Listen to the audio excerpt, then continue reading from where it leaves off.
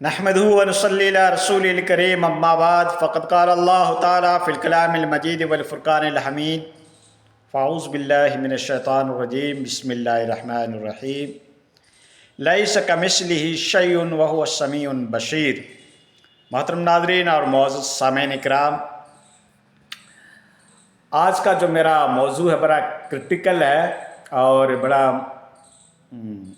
مختلف بھی ہے، اور یہ بحث پرانے زمانے سے چلی آ رہی ہے، آج کے زمانے سے نہیں۔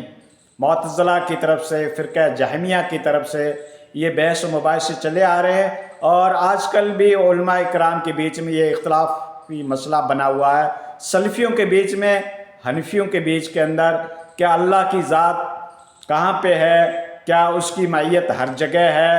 اللہ ہر جگہ موجود ہے، یا اس کی قدرت ہر جگہ موجود ہے، یا الرحمن علی العرش استوا کے بارے کے اندر ایک اختلافی ٹاپک پایا جاتا ہے عقائد کو لے کر سلفی اور حنفیوں کے بیچ کے اندر۔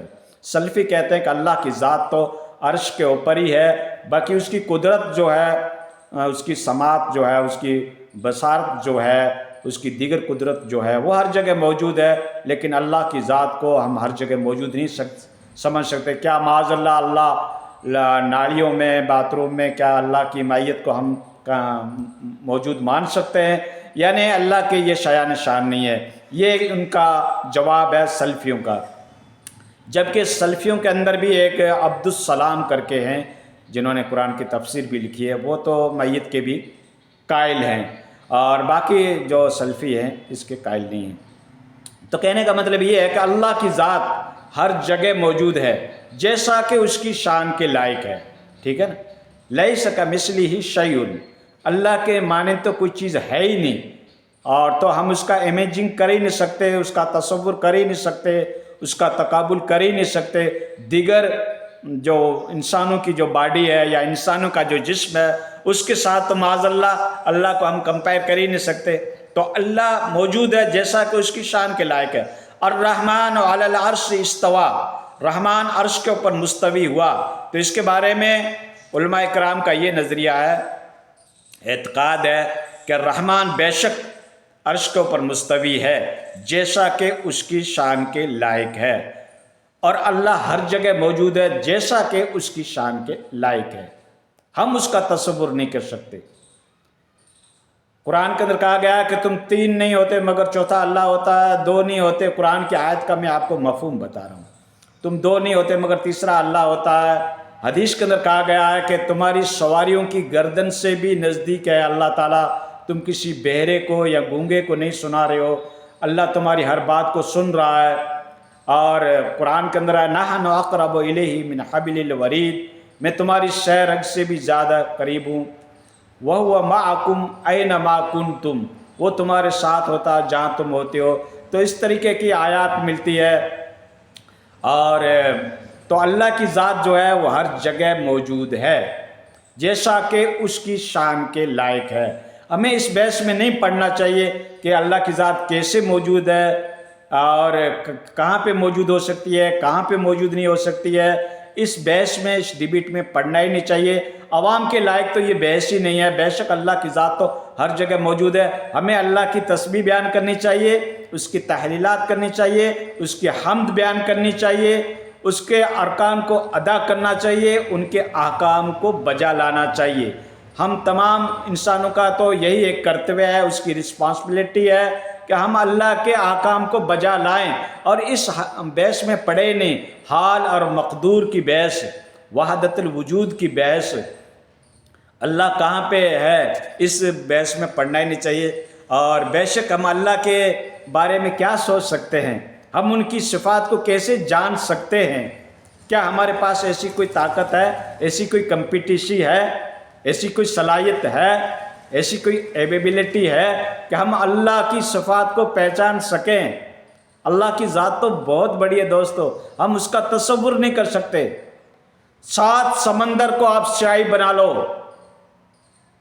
ساری دنیا کے جنگلات کو آپ قلم بنا دو، اور 7 زمین اور آسمان کو آپ دفتر بنا دو، اس کے بعد اگر تم اللہ کی تعریف لکھنا چاہو، اس کی ڈیفینیشن لکھنا چاہو، اللہ کی صفات کو بیان کرنا چاہو تو ہرگز کر نہیں سکتے. اٹ از امپاسبل، ناممکن ہے دوستو. تو میرے رب کی تعریف کو کون پہچان سکتا ہے؟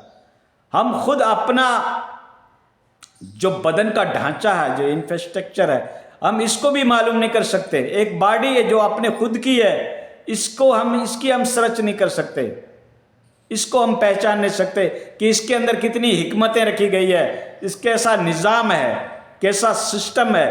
انسان کی ایک انسان کی باڈی کے اندر نس کی جو سسٹم ہے وہ اتنا لمبا ہے کہ پوری روئے زمین کا 2 راؤنڈ مار سکتا ہے.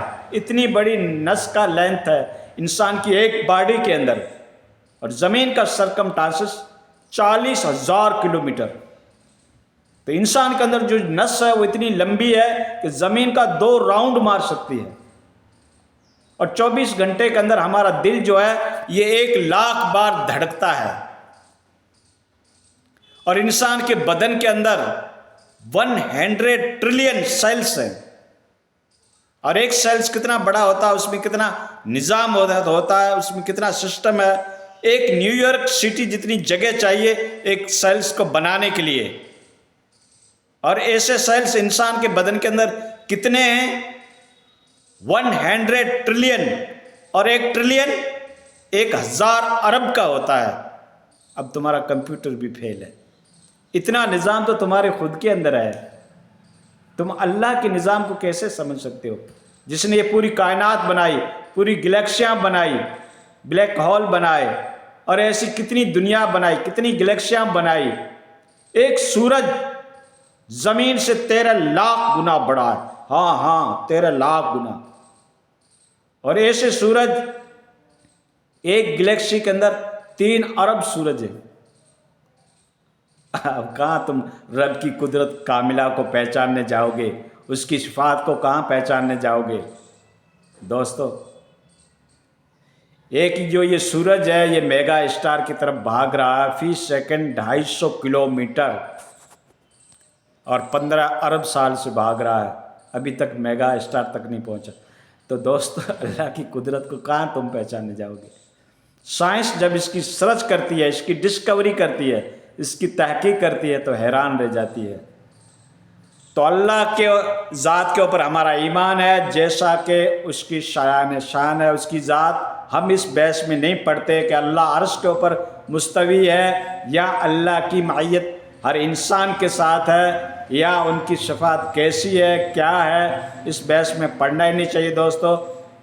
یہ فالتو کی بحثیں ہوتی ہے جو معتزلہ کی طرف سے، فرقہ جہمیہ کی طرف سے اٹھائی گئی تھی، اور آج کل کے علماء بھی اس میں پھنس رہے ہیں اور اس بحث کو طول دے رہے ہیں اور آپسی کنٹروورسی پیدا کر رہے ہیں، اور پھر عقیدے کو لے کر ایک دوسرے کے اوپر کفر کے فتوے لگا رہے ہیں. تو اس طریقے کی بحث میں پڑھنا ہی نہیں چاہیے. لیس کمثلہ شیء، اللہ کی مانند تو اس کی مثال کوئی چیز ہے ہی نہیں. ہمارا یہ عقیدہ ہونا چاہیے. اور پھر اللہ ہر جگہ موجود ہے جیسا کہ اس کی شان کے لائق ہے. بس یہی جواب ہے، اس سے آگے کوئی جواب ہی نہیں بنتا. اللہ کی جیسی شایان شان ہے، اس کی جیسی قدرت کاملہ ہے، ہمارا اس کے اوپر یقین ہے کہ بے شک اللہ ہر جگہ موجود ہے. کچھ لوگ تو ایسے ہیں جو اللہ کے وجود کو ہی نہیں مانتے، ایتھسٹ ہیں، ناستک ہیں، دہریے ہیں. وہ تو کہتے ہیں ایسی دنیا چلی آ رہی ہے. ایسی دنیا کیسے چلی آ رہی ہے؟ ایک چھوٹی سی چیز بغیر میکینک کے نہیں بنتی، سوئی بغیر میکینک کے نہیں بنتی. تو یہ آسمان کی چھت جو آپ دیکھ رہے ہو، اس کو کون سنبھالے ہوئے ہے؟ اس کا کون کریٹر ہے؟ اس کا کون خالق ہے؟ تم کہتے ہو بگ بینگ ہوا اور دنیا وجود میں آ گئی. بگ بینگ کے پیچھے محرک چیز کون سی تھی؟ بیک پاور کس کا تھا؟ کس نے بگ بینگ کیا؟ وہ اللہ کی ذات ہے. ٹھیک ہے، میرا رب ہے. ستارے ایک دوسرے سے دور بھاگ رہے ہیں، اس کو چلانے والی، اس کے اندر حرکت پیدا کرنے والی کون سی ذات ہے؟ وہ اللہ رب العزت کی ذات ہے. اور سارے انسانوں کی تخلیق جس نے کی، حیوانات ہو، جمادات ہو، نباتات ہو، ان سب کے خالق اور مالک صرف اللہ رب العزت کی ذات ہے. یہ ہمارا یقین ہے. اور اللہ کی تعریف اور توصیف بیان کرتے رہو، ان ڈبیٹ کو چھوڑ دو.